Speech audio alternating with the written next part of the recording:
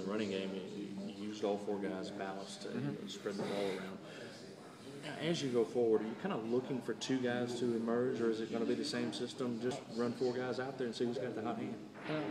When you look at it, I think that's a large tribute to what's going on up front. We're shuffling in people in and out up front, getting the right combination, gaining experience, and doing stuff like that. And that dictates a lot of what's happening to those running backs. And I thought they did a good job in adapting to it. Well, Dan said, I think maybe there was one drop in the game, going back and looking at film for y'all. I think he said Robert Johnson, but it was pass interference. So really, overall, it wasn't really a drop. Right. So, I mean, overall, the guys that seem to have do a good job getting their hands on the ball and holding on to it. Is that something that you're glad to see, especially in week one? The one thing I'm very, very pleased with, there's no turnover. Yeah. In order to win football games, you can't turn the football over, and I think that's the key. We're getting into SEC play. We're going through that. That's a big issue.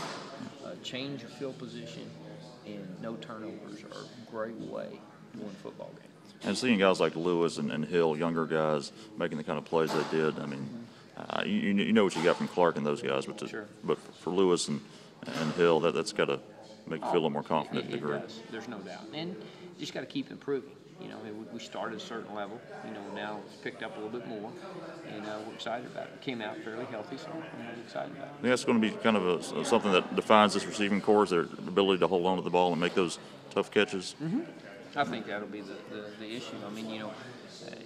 Just like the NFL, separation starts to get a little bit closer the tougher the team is. Right. So, obviously they're going to have good DBs at Auburn, and they show that on film. So we've got to separate and catch football.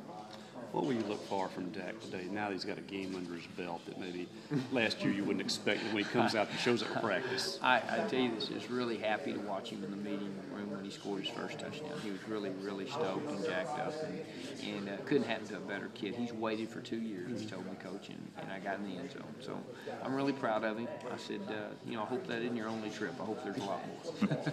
And of course, first game jitters, maybe that first pass or two, maybe out there. Oh, yeah, he was really funny. It actually made some really good reads in the throwing game. There's a couple times he got rushed, stuff like that. But, he's getting great experience. Same thing we did with Tyler. We got him in the game, get him some experience, let him play. That's the key to being successful. You don't get better unless you play. As the running backs rotated, how did y'all decide who went in where? Because Milton is the first guy in over Griffin and Robinson. Was anything to do with the position, the situation? Coach Knox grades those kids every day, and he substitutes them, how he feels fit, how they practice that week, and no problem with them at all. I think the big issue there is the film. How'd you do on film? Because you only get so many opportunities, and you have to take advantage of those opportunities.